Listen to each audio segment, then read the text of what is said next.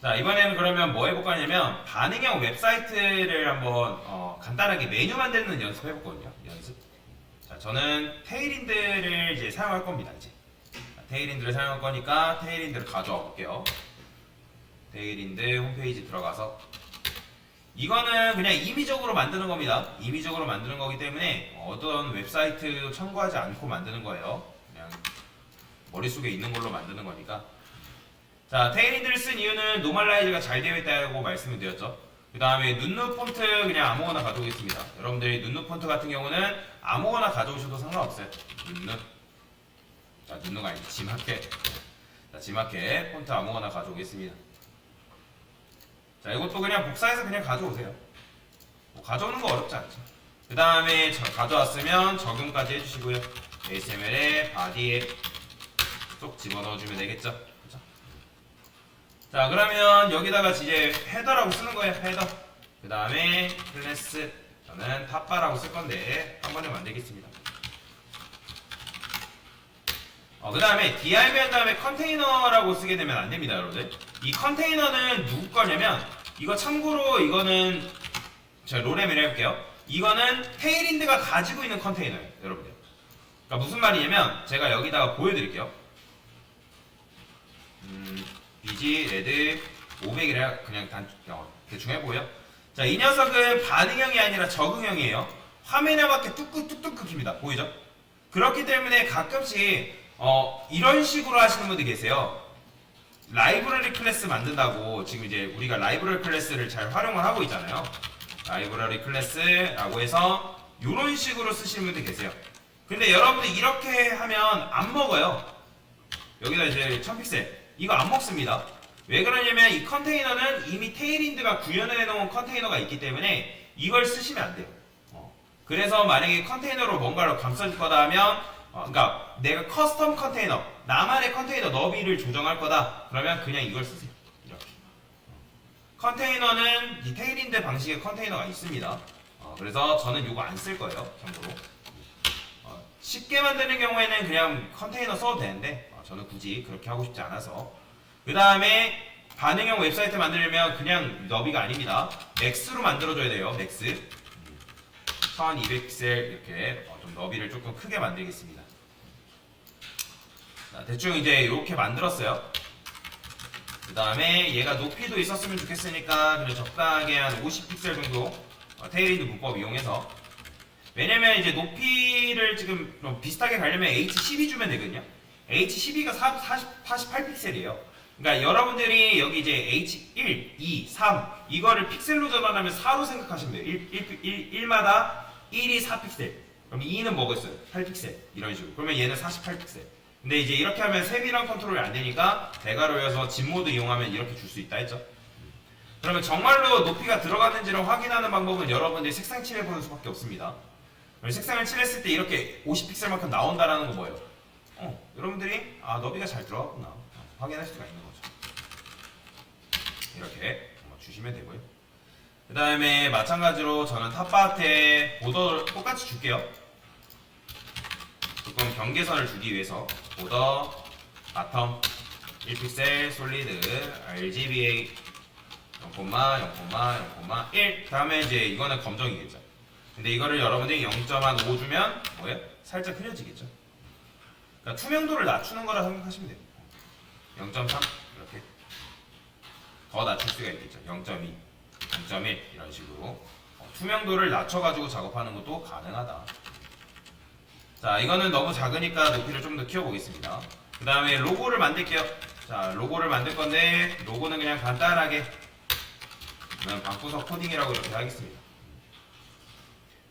뭐 로고 지금 이제 우리가 만드는 게 없기 때문에 아직 아이콘 개념은 안 배웠단 말이에요. 아이콘 개념은 안 배웠기 때문에 아이콘을 별도로 집어넣지는 않겠습니다. 그래서 뭐 여러분들이 궁금하신 분들은 그냥 이제 아이콘 찾아가지고 넣어도 돼요. 아이콘 찾아가지고 넣어도 되니까 그렇게 하셔도 되고, 아니면 내가 이제 요 지금 이제 텍스트만 조금 특이한 글꼴을 부여하고 싶다. 그럴 수 있잖아요. 물론 이제 보통 로고는 이미지로 구현을 많이 합니다. 이미지로 구현을 많이 하는데 내가 예를 들어서 뭐 이런 돌처럼 묵직한 고딕 폰트를 주고 싶다. 제가 예전에도 말씀드렸지만 한글 웹 폰트는 하나만 가져오라 했죠. 근데 내가 만약에 2개 이상 쓰고 싶어요. 그럼 일단 가져오세요. 무조건 안 된다는 법은 없으니까 유연하게 일단 쓰다가 너무나도 웹사이트가 느리고 버벅이는 것 같다 하면 그때 바꾸세요. 그래도 상관없습니다. 그 다음에 얘는 이제 커스텀으로 몰아가는 거고. 근데 제가 폰트 이제 만드는 방법 알려드렸죠. 어떻게? 폰트라고 쓰시고 이렇게. 그 다음에 얘는 어떻게 해라? 요것만 이제 클래스로 따로 만든다 했죠. 그 다음에 이제 요 폰트만 따로 클래스로 어떻게 하면 되는 거예요? 보여주면 되겠죠. 그러면 얘만 이제 요 이상한 요 폰트가 들어가겠죠. 이렇게. 저는 일부러 이렇게 한 겁니다. 자, 글씨 크기도 좀 키워볼게요. 텍스트 X 라지가 이제 글씨를 좀 키우는 건데 3X 라지도 있고요. 글씨 크기 키우려면 많이 키울 수 있습니다. 이렇게. 저는 요 정도 하겠습니다. 그 다음에 컨테이너는 기본적으로 플렉스를 주고 그 다음에 높이를 받아야 되니까 얘 높이 굉장히 작습니다. 여러분들 보게 되면 컨테이너 줬다 해가지고 높이가 있는 게 아니에요. 그래서 얘를 높이를 받아오려면 H풀 부모 높이 그대로 받아오는 거죠. 그렇죠? H풀 받아온 다음에 그 다음에 이제 이 A 로고를 수직 정렬시킬 건데 물론 여기다가 여러분들 아이템즈 센터 줘도 되지만 저는 어떻게 할 거다? 플렉스 그 다음에 H풀 아이템즈 센터 자 이렇게 주게 되면 수직 정렬돼요. 플렉스 얘가 이제 플렉스이기 때문에 일단 부모 높이를 받아왔고 이 플렉스를 준 이유는 요거 온라인 아이템즈 센터 주려고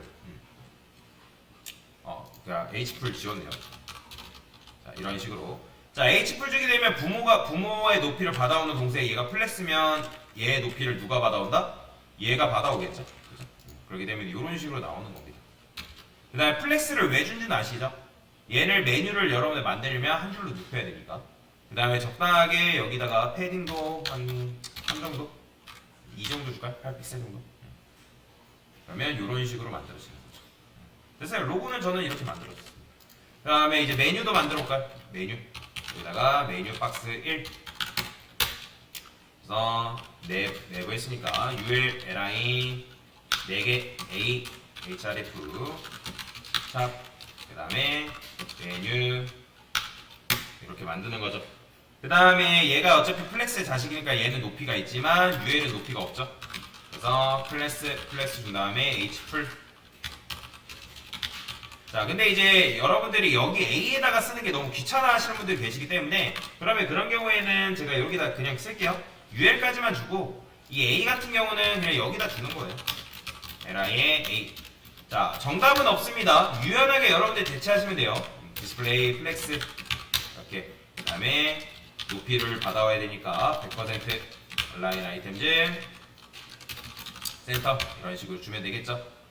자 그러면 이렇게 됐고요. 패딩도 적당하게 패딩은 한 20픽셀 정도 그 다음에 폰트 웨이트 줘도 되지만 폰트 웨이트까지는 주지는 않을게요. 그 다음에 이 메뉴 앞에 이제 오른쪽 끝으로 갔으면 좋겠다. 뭐 오른쪽 끝으로 무조건 가야 된다는 법칙은 없습니다. 근데 준다 하면 여기다 마지네프트 오토 이렇게 부여하면 되겠죠. 그러면 얘가 오른쪽 끝으로 이런 식으로 이동하는 걸 볼 수가 있고요. 됐습니다. 자 메뉴라고 쓰는 것보다는 정감이 없으니까 그냥 저는 여기다가 about이라고 쓰고요. 참고로 여기다가 여러분들이 소문자라고 써도 돼요. 소문자 쓴 다음에 이게 그래요. 텍스트 트랜스폼이라는 게 있어요. 텍스트 트랜스폼을 어퍼케이스라고 하게 되면 어퍼케이스는 뭐죠? 대문자죠. 그죠? 그러면 알아서 대문자로 바뀝니다. 그러니까 소문자를 쓰고 여러분들이 대문자로 바꿔도 되고요. 아니면 아예 대문자로 써도 상관이 없습니다. 그거는 이제 여러분들이 취향 차이예요. 그 다음에 저는 샵이라 쓸까요? 샵. 그냥 진짜 대충 아무거나 지금 쓰고 있는 거예요. 그 다음에 뭐 노티스 이런 거. 그 다음에 뭐 로그인 버튼, 로그인도 있을 수 있다. 뭐 이런 식으로 쓰는 거죠. 됐죠? 자, 그 다음에 밑줄도 한번 줘볼까요? 밑줄. 자, 카카오뱅크 했으니까 이제 여러분들이 어느 정도 이해를 했을 거 아니에요? 여기다가 호버. 그 다음에 텍스트 데코레이션도 언더라인 이렇게 부여하시면 되고요. 자, 언더라인 부여했으니까 이렇게 나올 텐데 이 너무 딱 붙어 있으니까 여기다 뭐 준다? 텍스트 언더라인 포지션이 있죠? 이거 언더 주면 됩니다. 언더. 그러면 이렇게 나오는 거죠. 나는 좀 글씨 색도 바꾸겠다 하면 그냥 여러분들이 컬러를 바꿔도 됩니다. 컬러 색상을 저는 AF 이런 식으로 해볼까요? 살짝 이렇게 뭔가 표시를 주기 위해서 이렇게 바꿔도 상관없겠죠.